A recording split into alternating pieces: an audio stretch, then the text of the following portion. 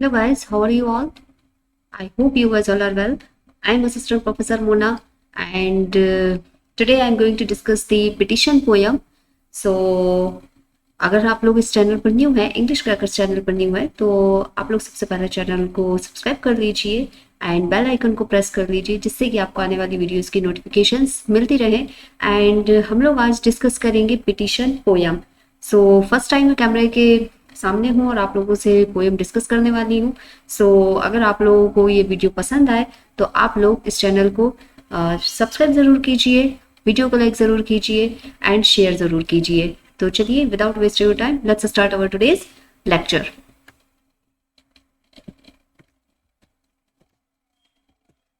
सो guys, जैसे कि मैंने आप लोगों को बताया कि हम लोग अपनी पिटिशन पोएम को डिस्कस करने वाले हैं, तो सबसे पहले हम लोग क्या करेंगे, अपनी पोएम की जो स्टार्टिंग लाइंस हैं वो स्टार्टिंग लाइंस हम लोग यहाँ पर देख लेंगे। और इसके लिए हम लोग क्या करेंगे, सबसे पहले आप लोगों को पोएम दिखा देती हूँ मैं, ठीक है। तो पोएम हम लोग देख लेते हैं अपनी। तो जैसे कि आप लोग देख सकते हैं कि हमारी पोएम जो है वो स्टार्ट होती है, हमारी लाइंस जो है, sir no man enemy for giving all but will his negative inversion be prodigal. So ये जो हमारी लाइन है स्टार्टिंग लाइन्स है, और अगर स्टार्टिंग लाइन्स के बारे में हम बात करते हैं तो ये जो स्टार्टिंग लाइन है इसकी फर्स्ट लाइन जो है ये है sir no man enemy for giving all. ये जो लाइन है ये बहुत फेमस लाइन है और बहुत बार एग्जाम में ये डायरेक्टली लाइन पूछी जाती है, sir no man enemy for giving all. ये किस राइटर्स की लाइन है या फिर ये किस पोएम से ली गई है? तो पिटिशन पोएम है, पिटिशन पोएम से ये लाइन ली गई है, सर नो मैन एनिमी। और जब हम बात करते हैं पिटिशन पोएम की, तो पिटिशन पोएम के बारे में जब हम बात करते हैं तो ये एक जो पोएम है ये दिखाती है W.H. ऑर्डन, जैसे कि उनकी जो सभी पोएम है उनमें क्या दिखता है, एक फेयर दिखता है डेथ का। वो लाइफ को जीना चाहते हैं, लाइफ को एंजॉय करना चाहते हैं और लाइफ की जो छोटी छोटी खुशियां होती हैं उनको वो एंजॉय करने में बिलीव करते हैं। और इन्हीं सब छोटी छोटी खुशियों में से एक उन्होंने यहाँ पर सब्जेक्ट लिया है इस पिटिशन पोएम में, जिसमें हम बात करते हैं कि हमारे अंदर की जो इच्छाएं होती है, हमारी जो खुशियां होती हैं, जो हमारी छोटी छोटी इच्छाएं होती हैं उनको हमें जी लेना चाहिए और उनको हमें कंप्लीट करना चाहिए, उनको अच्छे तरीके से हमें यहाँ पर अपनी लाइफ को एंजॉय करना चाहिए। और यहाँ पर ये बात करते हैं अर्जेस की, अपनी इचिंग्स की, जो हमारी जो इच्छाएं होती है उनकी बात करते हैं। एंड ये यहाँ पर बोलते हैं sir no man enemy for giving all but will his negative inversion be prodigal. तो यहाँ पर ये उन लोगों के बारे में बात कर रहे हैं, एक अननोन यहाँ पर लिसनर है, उनसे ये बोल रहे हैं कि सर प्लीज उन लोगों को माफ कर दीजिए जो यहाँ पर अपनी जो अर्जेस होती है उनको दबाते हैं, उनको रिप्रेस करते हैं, उन्हें प्लीज माफ कर दीजिए। तो ये यहाँ पर हमारे जो W.H. ऑर्डन है ये बात करते हैं। अब ये कौन से अर्जेस की बात कर रहे हैं, जो हमारी छोटी छोटी जो इच्छाएं हैं, जो हमारी अर्जेस हैं, और स्पेसिफिकली ये यहाँ पर डिफाइन करते हैं, सेक्सुअल अर्जेस को डिफाइन करते हैं और बताते हैं कि हमें इन अर्जेस को दबाना नहीं चाहिए, रिप्रेस नहीं करना चाहिए। और जो लोग ऐसा करते हैं उन्हें प्लीज आप क्या कीजिए, फॉरगिव कर दीजिए, उन्हें माफ कर दीजिए। Sign to us power and light, a sovereign touch, curing in intolerable neutral age. तो यहाँ पर ये आगे बात करते हैं कि ये जो हमारी अर्जेस हैं ये और कुछ नहीं है, इनफैक्ट हम यहाँ पर क्या कर रहे हैं, एक अंधेरे में डूबे हुए हैं। हमें क्या चाहिए, एक रोशनी चाहिए, हमें क्या चाहिए, एक रोशनी की शक्ति चाहिए, एक नई रोशनी की किरण चाहिए।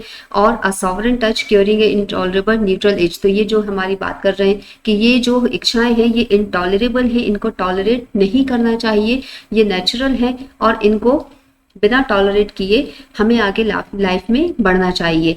और अगर हम इंटॉलरेट करेंगे इनको तो ये क्या हो जाएंगे, the exhaustion of weaning the liar क्वेंसी। तो ये हमें क्या करेंगे, ये हमें हम लोग कैसे हो जाएंगे, धीरे धीरे कमजोर हो जाएंगे, वीनिंग हो जाएंगे, एक्सॉशन आएगा हमारी लाइफ में। And the distortion of ingrown virginity. And ये क्या होगा, ये एक तरीके से जो इनग्रॉन वर्जिनिटी है उसको डिस्टॉर्ट करना हो जाएगा। Prohibit sharply the rehearsed phrase, the rehearsed response. ये जो लाइन है ये आपकी लाइन सेकंड स्ट्रेंजा की लाइन है, तो हमारा फर्स्ट स्ट्रेंजा जो है वो यहीं पर फिनिश होता है, sir no man enemy for giving all but will his negative inversion be prodigal.